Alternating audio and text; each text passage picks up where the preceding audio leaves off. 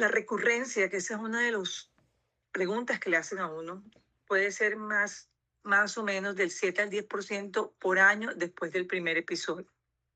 Y el riesgo de recurrencia es del 30 al 50% para sobrevivientes a los 5 años, básicamente.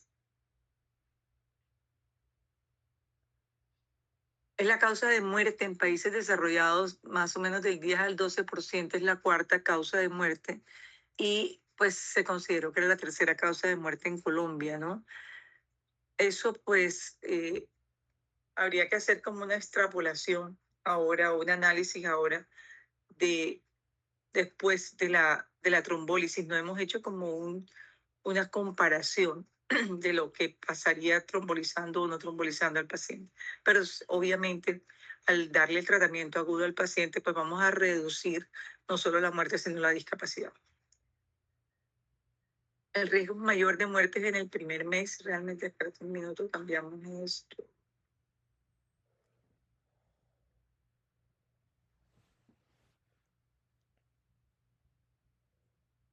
El primer mes y casi el 50% sobreviven a los 5 años y el 35% a los 10 años. En cuanto a la frecuencia de los eventos isquémicos, el estudio, para mí más o menos los más frecuentes son 45% por aterosclerosis. Y uno lo encuentra, por ejemplo, en los pacientes hipertensos que ustedes le hacen un estudio por cefalea y encuentra uno una cantidad de isquemias, de eventos isquémicos y de microangiopatía que es por aterosclerosis, no porque sea un evento embólico o porque sea un evento, más que todo son eventos trombóticos. 19% por embolismo y 19% son ataques isquémicos transitorios. Ataques isquémicos transitorios es básicamente parte del proceso y tenemos que considerarlo una enfermedad como tal, un evento agudo como tal que tenemos que estudiar. O sea, no podemos dejar pasar un ataque isquémico transitorio sin estudiar al paciente. Y la forma más frecuente en Sudamérica, que es la que más nos interesa a nosotros, es la enfermedad de pequeño vaso. La discapacidad, 20-25% de los sobrevivientes con dependencia funcional terminan con dependencia funcional parcial o completa. Los costos médicos pueden ir hasta de 20.000 euros, sumando los costos indirectos. Y en el 2020 fue la cuarta causa de discapacidad ajustada por años de vida, que es bastante. ¿Qué ocurre cuando hay un evento isquémico? Hay una alteración en el vaso. Inicialmente se puede producir una autorregulación, pero lo que pasa es que llega un momento en que cuando el tejido se alcanza a infartar es porque ya la autorregulación no se pudo producir. O sea, y aquí en esta autorregulación, además de lo que ocurre en el proceso isquémico, viene un proceso de vasodilatación que hace toda la circulación adyacente y eso ayuda a la formación del edema vasogénico posterior y que va a producir más daño. Entonces, una de las cosas que tenemos que evitar es que este tiempo, ¿ok? O sea, tenemos que evitar es que el vaso demore mucho tiempo obstruido, ¿ok? Básicamente eso es lo que se busca. Básicamente esta es la cascada isquémica. Acuérdense que cuando no hay sangre, pues no hay oxígeno, no hay ATP, igual se produce la despolarización, igual hay una acidosis, hay una glucólisis anaeróbica, aumenta el calcio intracelular, lo que hace que se despolaricen las membranas de los organelos y esto genera más radicales libres, ¿ok? Que realmente son los que van a ir a producir la despolarización en ese medio anaeróbico y más daño neuronal. Ay, se me perdió la flecha ahora.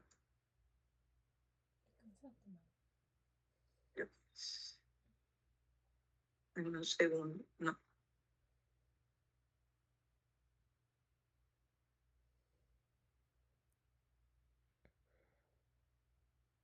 En ese medio anaeróbico, perdón.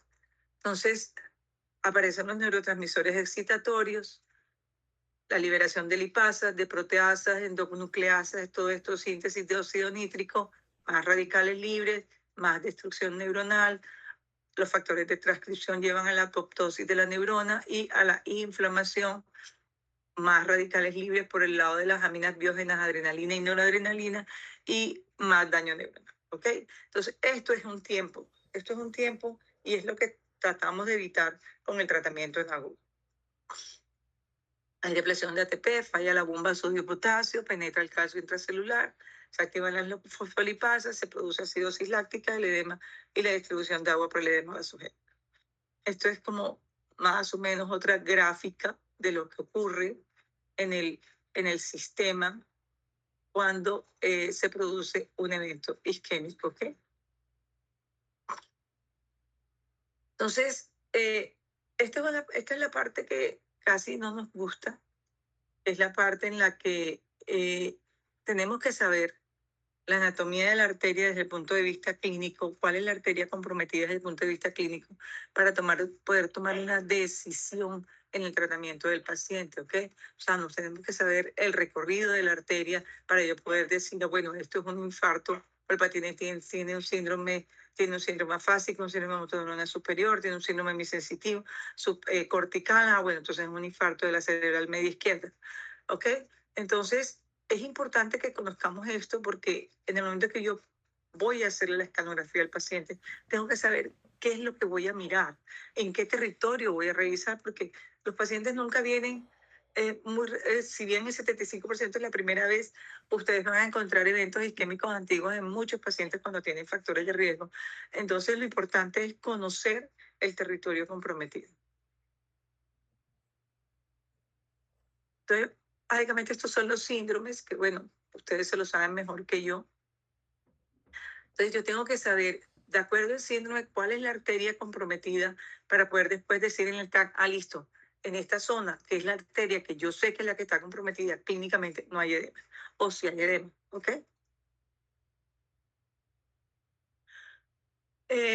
¿Cómo se clasifica la enfermedad cerebrovascular? En ataques isquémicos transitorios, ACV embólico, ACV trombótico, o podemos clasificarla en tiempo. Ictus en mejoría es cuando pasa más de una hora, porque el ataque isquémico transitorio es de menos de una hora de duración. Ictus en empeoramiento es cuando el paciente establece un déficit y luego posteriormente empieza a empeorar. Y el estable es que queda igual desde el primer momento del déficit. Entonces, ves, ataque isquémico transitorio, el infarto cerebral es un término clínico patológico que habla ya de necrosis tisular, y el ataque isquémico transitorio habla de una alteración circulatoria breve con un déficit focal menor de una hora y se considera una urgencia absoluta. Yo les decía, o sea, yo no puedo decirle al paciente, bueno, ya se le pasó, váyase para su casa. No. O sea, yo tengo que estudiar a ese paciente porque tengo que evitar que ese paciente vaya a hacer otro evento y ya quedé con un infarto. ¿Ok?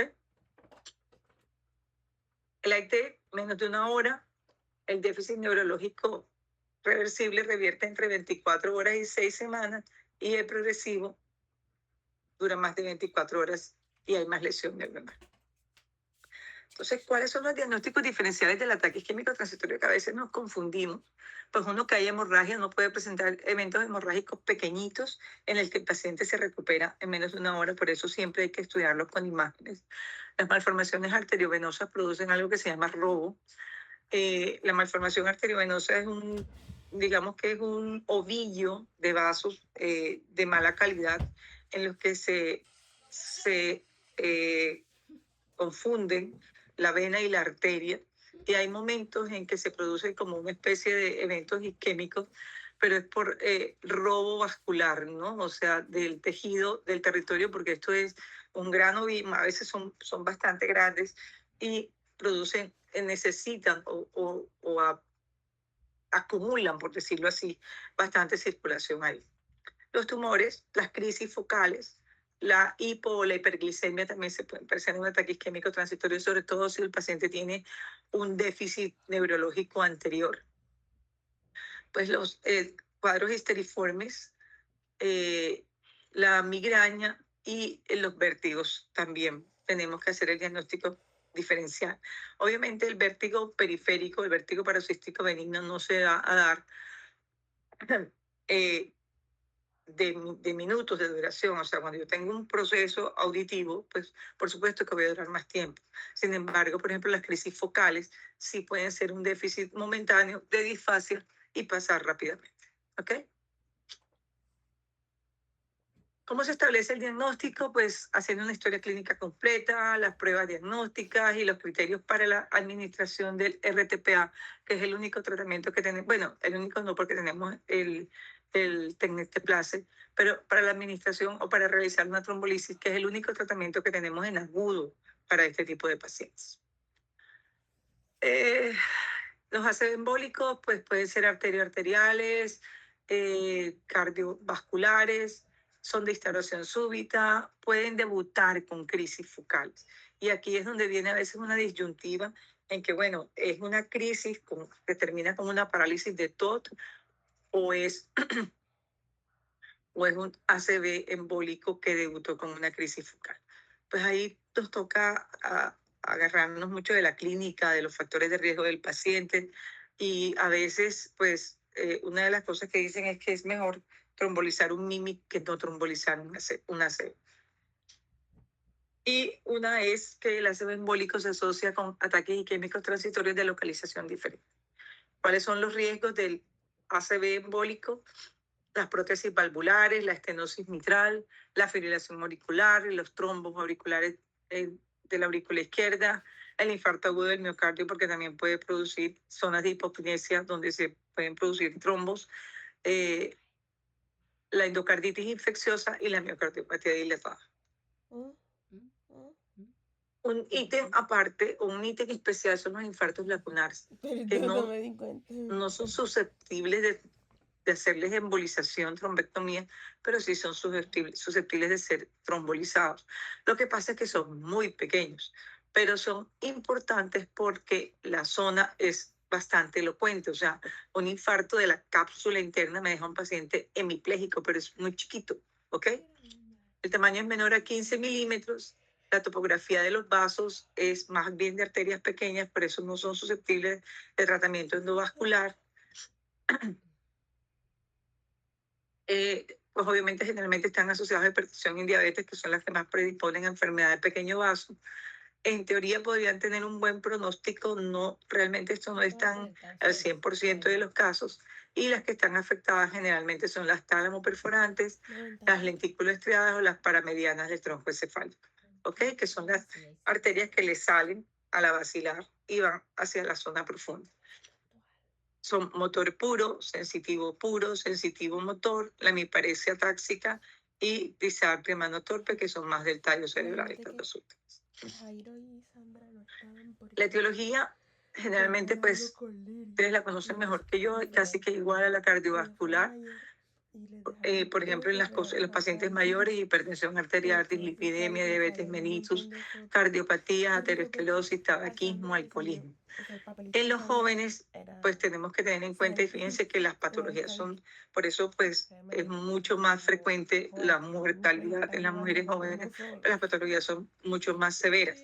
La disección cervical, la enfermedad de Moyamoya, que son patologías que no son de fácil tratamiento, la migraña puede producir infartos también, la cardiopatía, las cardiopatías por su valvulopatía, la vasculitis del sistema nervioso central o la vasculitis de origen periférico, los desórdenes de la coagulación y el abuso de drogas.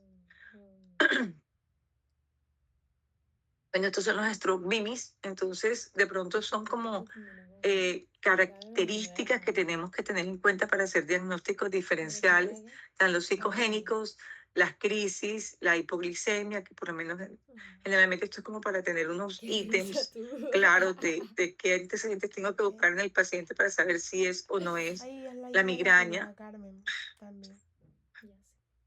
La migraña con aura, la encefalopatía hipertensiva, pero ya esta tiene cefalea, delirio, la hipertensión es bien severa, ceguera cortical, encefalopatía de Wernicke, historia del abuso de alcohol, los abscesos cerebrales, los tumores cerebrales y obviamente que yo con un tumor cerebral pues hago un TAC, voy a hacer el diagnóstico inmediatamente. Y la toxicidad por ciertas drogas que, imagínense, la fenitoína y la carbamazepina y el litio pueden presentamos MINEX, ¿ok? ¿Cómo voy a estudiar al paciente? Estas son las generalidades. Obviamente electrocardiograma, Holter, TAC de cráneo, resonancia magnética, angioresonancia, si yo considero que es una vasculitis, lo mismo la arteriografía, un ecocardiograma, por supuesto, para buscar trombos intracavitarios, el Doppler carotidio para decidir si el paciente tiene estenosis carotidia o no, y laboratorios pertinentes de acuerdo a lo que considere yo con el paciente. Pues esto es el electrocardiograma con la fibrilación auricular, que es una de las causas. Pues si no, lo más frecuente es frecuente encontrar que nuestro ACV puede tener fibrilación auricular. Sin embargo, la causa más frecuente sigue siendo la aterosclerosis. Una radiografía de tórax, que me va a mostrar si hay aumento del tamaño ventricular o no. El ecocardiograma, que me va a mostrar el trombo intracavitario en caso de ser necesario. Como cuando estaba la luna llena en ese programa. Y yo me sentí como la sirena. Este es el Doppler carotidio, la zona en azul es la placa del ateroma. Y es importante porque dependiendo del grado de obstrucción, vamos a decidir tratamiento también. Si es menos del 70%, todo el mundo antiagregado. Si es más del 70%, y dependiendo del paciente, de la edad, hay que decidir si se le va a hacer endarterectomía o si se le va a hacer a colocación de esta. O sea, obviamente un procedimiento es mucho más sencillo que el otro, pero el pronóstico, de acuerdo a la edad del paciente, los factores de riesgo puede variar. Pues la tomografía, esto es las zonas de infarto, que es lo que yo siempre les he dicho, miremos los grises, pues aquí es muy fácil porque ya esto es un infarto instaurado, es un infarto antiguo. Aquí de pronto no está tan fácil. Ustedes ven que tenemos acá del lado sano, que es este lado izquierdo, alcanzamos a ver como una un poquito más hiperdensa la corteza, como más brillo, podemos delimitar o dibujar un poquito la corteza. Sin embargo, aquí ya no la vamos a ver. Esto está más hipodenso, ¿ok? Donde está señalando la flechita. Lo mismo ocurre aquí, que uno dice, bueno, pero es muy chiquitiquitiqui. Miren, acá yo puedo dibujar la corteza, mientras que aquí, ¿ok? Entonces tenemos que tener el ojo muy aguzado. Pues aquí fíjense que no vemos nada especial, incluso aquí.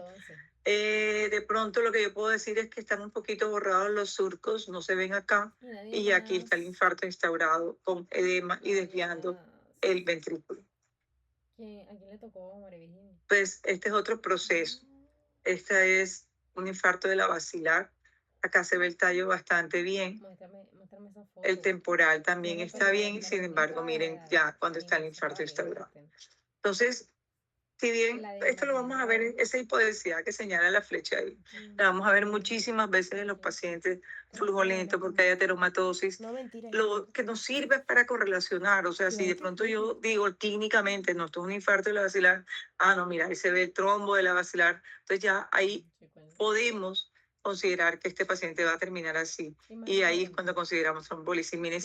Fíjense cómo este es el cuerno temporal, que no se ve casi, que es lo normal. Y aquí ya, porque este cuarto ventrículo, miren lo de qué tamaño está, aquí está más pequeño, porque probablemente se puede producir una obstrucción por edema de la lesión de las estructuras adyacentes y se puede producir una hidrocefalia secundaria, esto es una complicación de este evento, básicamente. Esta es la zona del infarto, esta es la arteria comprometida. Miren que esto está un poco más oscuro, más hipodenso que el otro lado. En el otro lado alcanzamos a ver un brillo de la sustancia gris, ¿ok? Y ya esta es la resonancia en la que nos muestra el tejido infartado.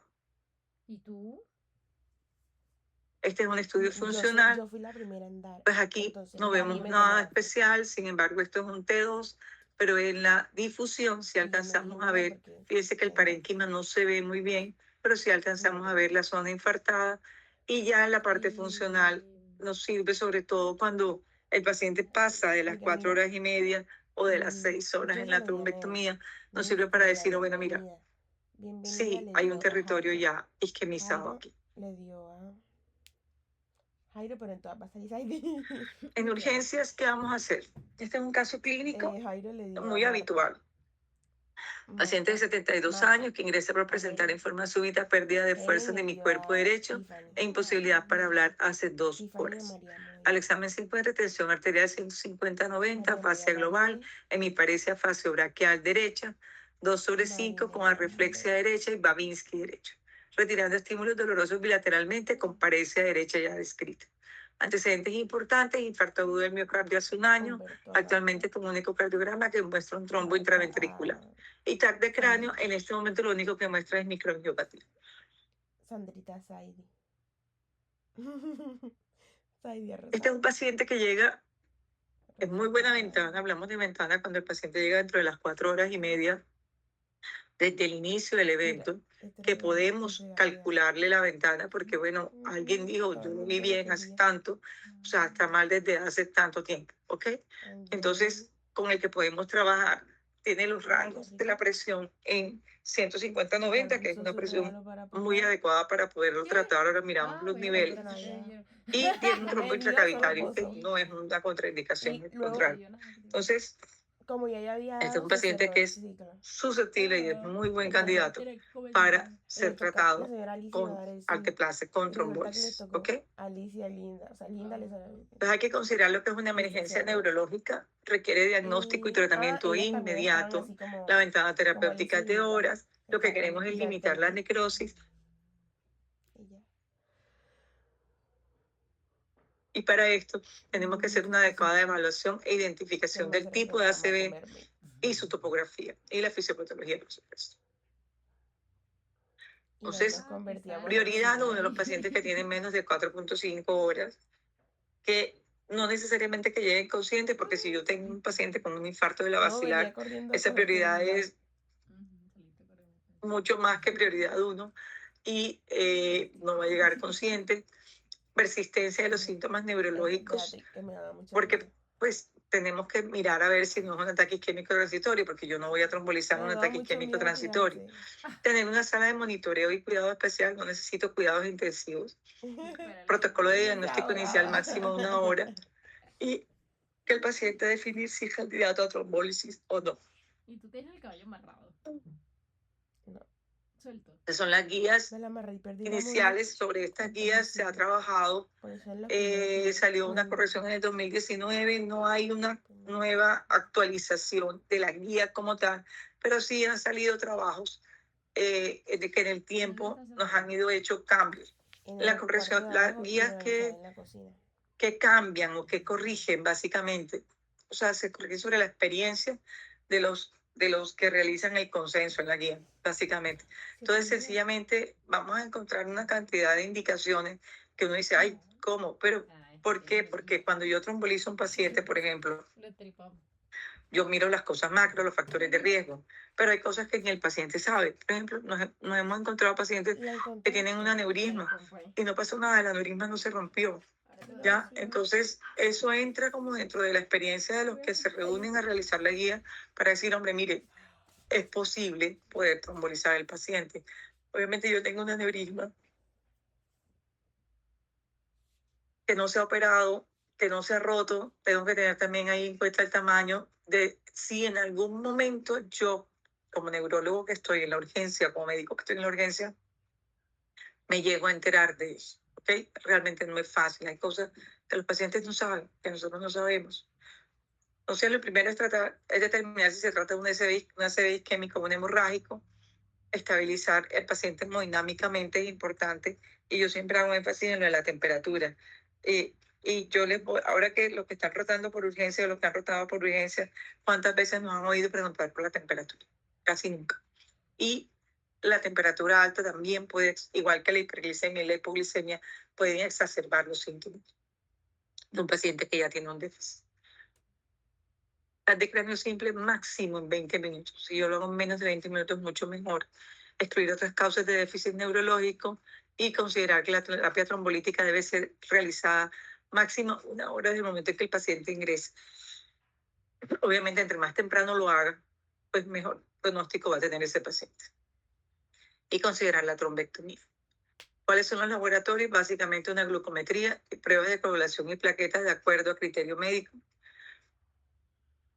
En el tratamiento de ingreso, si el paciente no va a trombólisis, tengo que tratar la hipoglicemia, si es mayor de 200. No, perdón, tratar la hipoglicemia con dextrosa al 50% y la hiperglicemia si es mayor de 200. La tensión arterial de acuerdo al esquema de si es candidato o no a trombólisis. Realizar un monitoreo cardíaco.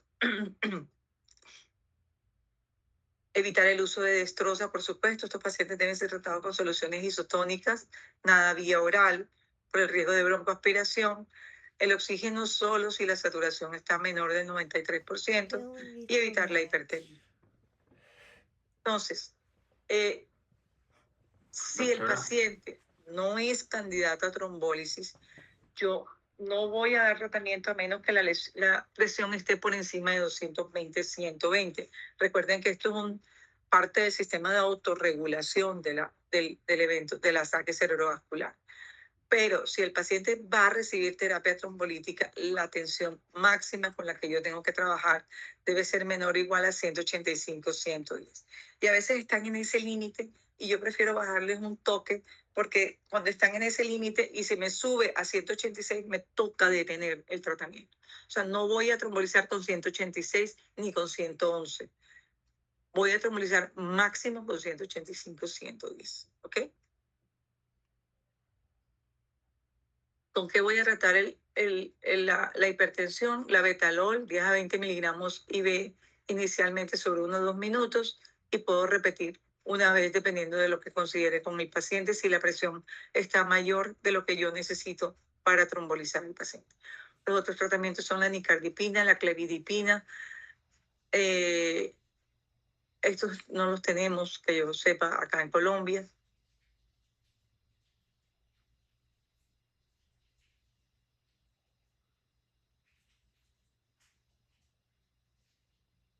Entonces, ¿qué se busca con la trombólisis? Disolución del coágulo sanguíneo para permitir la reperfusión de la zona hipoperfundida afectada lo más rápidamente posible. Probablemente el organismo en algún momento lo va a disolver, pero lo que yo necesito es hacerlo más rápidamente,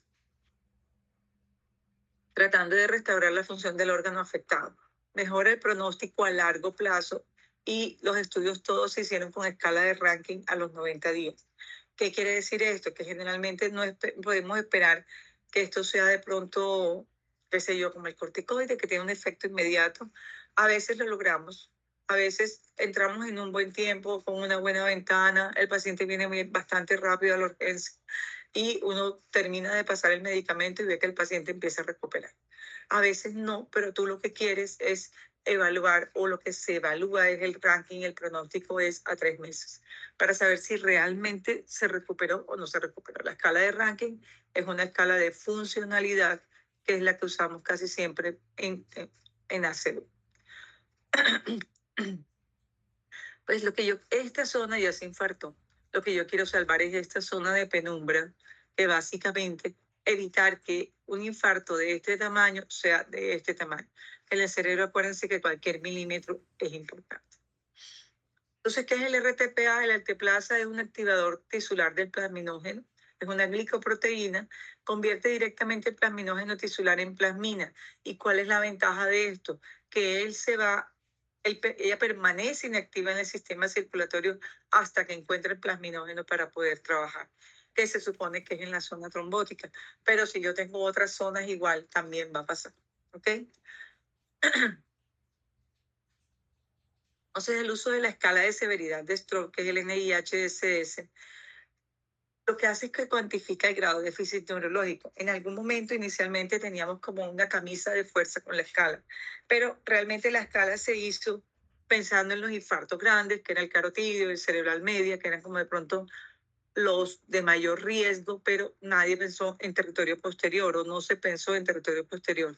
Entonces, si bien sí hay algunos ítems de territorio posterior, no podemos utilizarla con tanta estrechez, porque un infarto de la basilar me puede dar fácilmente un NIH-DCS mayor de 25, pero no quiere decir que yo no voy a trombolizar al paciente. ¿Ok? Realmente cuantifica el déficit neurológico, te sirve de pronóstico para que entre mayor sea la escala, la calificación en la escala, pues obviamente tú sabes que tienes mayor riesgo de sangrado. Facilita la comunicación entre médicos e instituciones y ayuda a identificar los pacientes para intervención trombolítica o mecánica. También permite la medición objetiva del estado clínico cambiante. Por supuesto que si yo trombolizo a un paciente y tú me dices, doctora, se deterioró, la escala te dice, hombre, sí, bajó tantos puntos, subió tantos puntos, empeoró. Identifica aquellos con mayor riesgo de complicaciones como la hemorragia intracraneal. Esta es la escala. Fíjense que básicamente es darle como una puntuación al estado neurológico del paciente. ¿Ok? La hemiparesia, la ataxia, que de pronto lo digo que tenemos en territorio posterior. Entonces, el TAC es lo que necesitamos realmente cuando el paciente entra en ventana para trombólisis, que son 4 horas y media, se debe realizar en 20 minutos. Sí, por alguna razón, los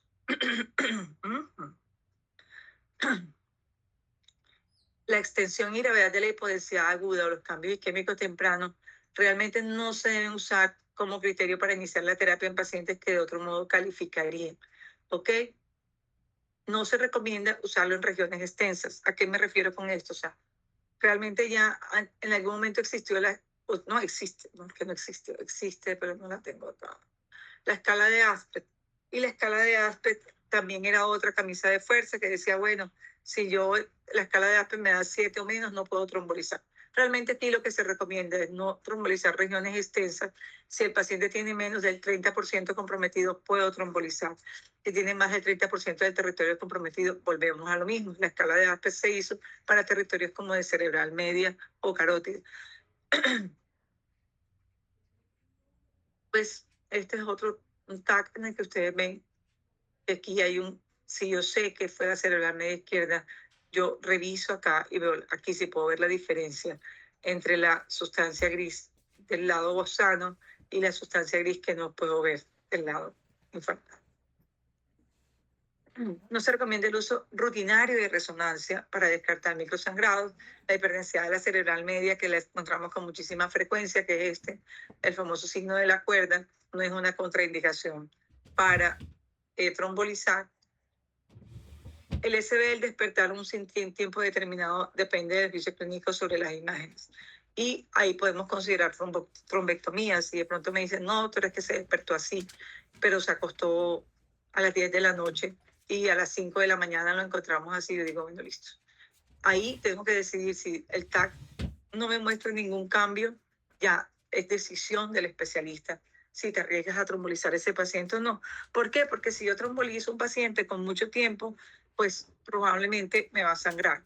Pero si no veo cambios en el TAC todavía y no hay edema, pues también puedo considerar que lo puedo trombolizar, ¿ok? Están bastante sueltos en esto, o sea, sueltos en cuanto a que la decisión es del que está ahí frente al paciente. El hecho de tener resonancia o TAC multimodales con imágenes de perfusión no debe retrasar la administración de alteplase en los pacientes que entran en ventana. Pero si el paciente está fuera de ventana, sí tengo que usarlos para decidir si, bueno, listo, tengo tejido viable. Si los tengo tejido viable, arranquemos. Para los pacientes, o sea, si yo considero que el paciente es candidato a trombectomía, pues obviamente tengo que hacerle la evaluación intracraneal vascular, o sea, hacerle la angiotaca al paciente. ¿Ok? El hecho de que vaya para trombectomía y yo pueda trombolizar no quiere decir que no voy a trombolizar. El pronóstico es mejor si hago ambas cosas. Para pacientes que califican para alteplasia IV, se inicia el medicamento antes de la imagen vascular no invasiva. Las imágenes vasculares deben obtenerse lo más rápido posible, por supuesto. Entonces, ¿la idea cuál es? La idea es hacer el diagnóstico, debe durar menos de 20 minutos en la urgencia. De ahí pasar al tomógrafo. Ya yo sé que tengo en las manos. El tomógrafo lo único que voy a hacer es revisar si hay edema, si hay hemorragia, si es candidato a trombólisis, e incluso puedo iniciar o debo iniciar la trombólisis mientras le hago la angiotaca al paciente para acelerar el proceso. En pacientes seleccionados con ACV dentro de las 6 a 24 horas que tienen compromiso en la circulación anterior y se recomienda realizar tomografía por perfusión o resonancia magnética para evaluar difusión, para seleccionar el paciente para trombectomía mecánica si se demuestran beneficios clínicos, que es lo que me muestran estos estudios funcionales, que tanto está infartado. Pero si la lesión es muy extensa, si ya el infarto es muy extenso y está instaurado, pues no voy a hacer nada.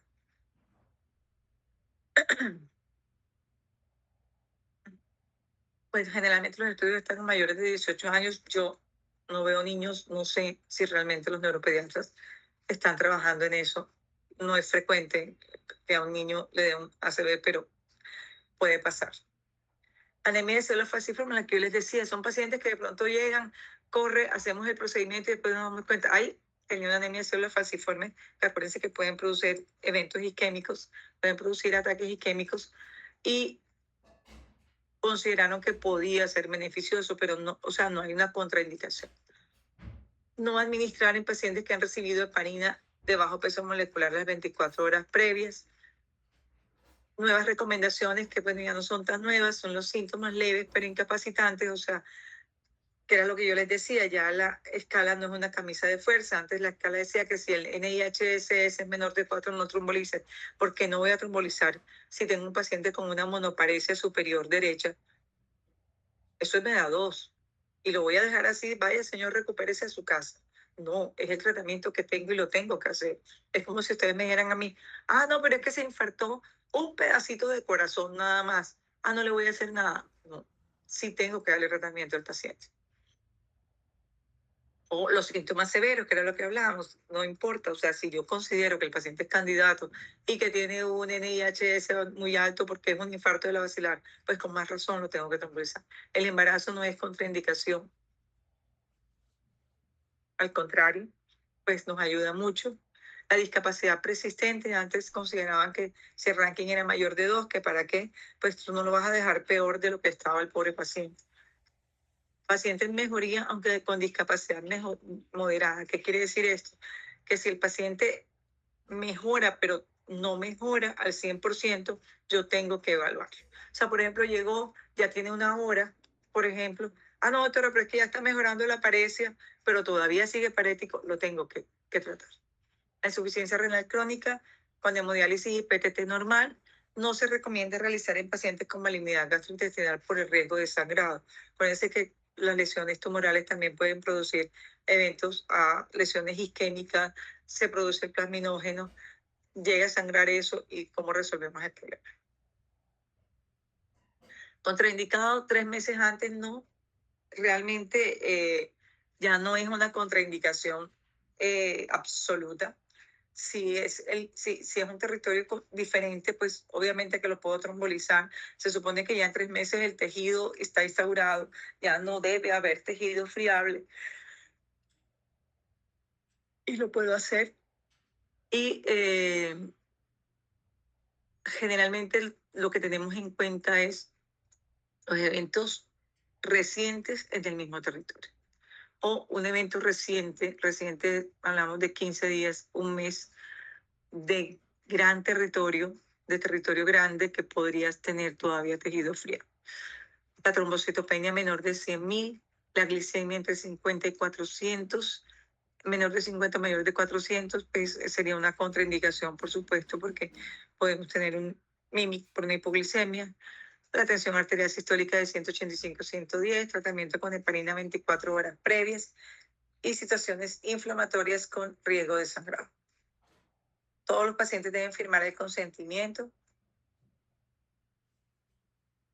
¿Cuáles serían las consideraciones especiales para estos pacientes en determinadas situaciones? Los anticoagulantes directos. Realmente lo que se recomienda es que si el paciente lleva 48 horas sin tomar el anticoagulante directo, ¿por qué? Porque esto no lo podemos medir. Mientras que la warfarina, si yo tengo un INR menor de 1.7, creo que no lo puse ya, sí puedo trombolizar al paciente, pero yo puedo medirlo. Pero aquí no puedo medirlo. O sea, primero que no tenemos la posibilidad desde el punto de vista del laboratorio y además el hacer esas pruebas demora muchísimo. Pero si tienen una función renal normal y tienen menos de 48 horas o 48 horas de haber tomado el medicamento, pues ese paciente lo podemos trombolizar.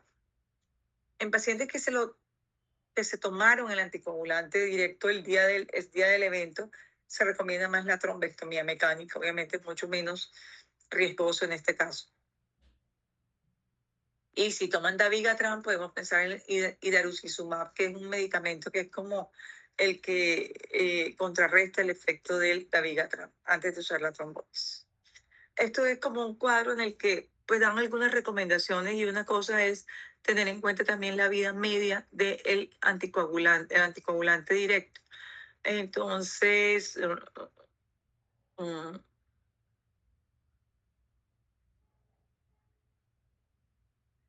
aquí está la biodisponibilidad oral, aquí está el tiempo máximo, la vida media es de, por ejemplo, el dabigatran hasta de 17 horas, del rivaroxaban de 9.1 horas y del apixaban 15 horas, más o menos.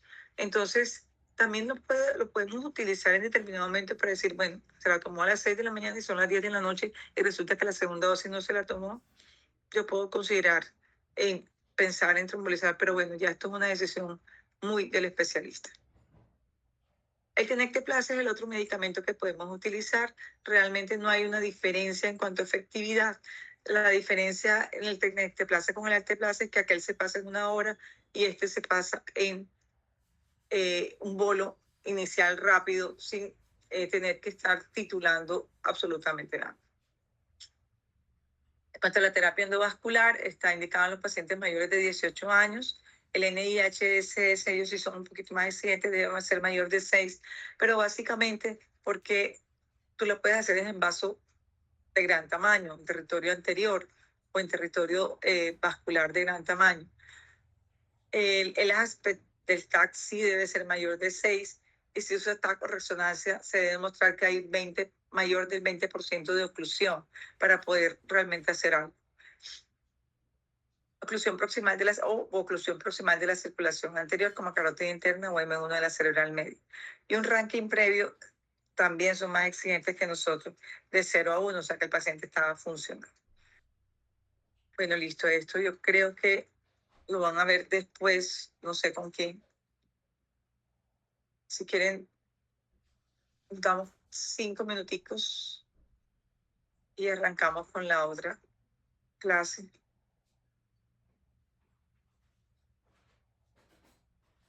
Cinco minutos, que seguiré un rato. Un segundo. Y yo también.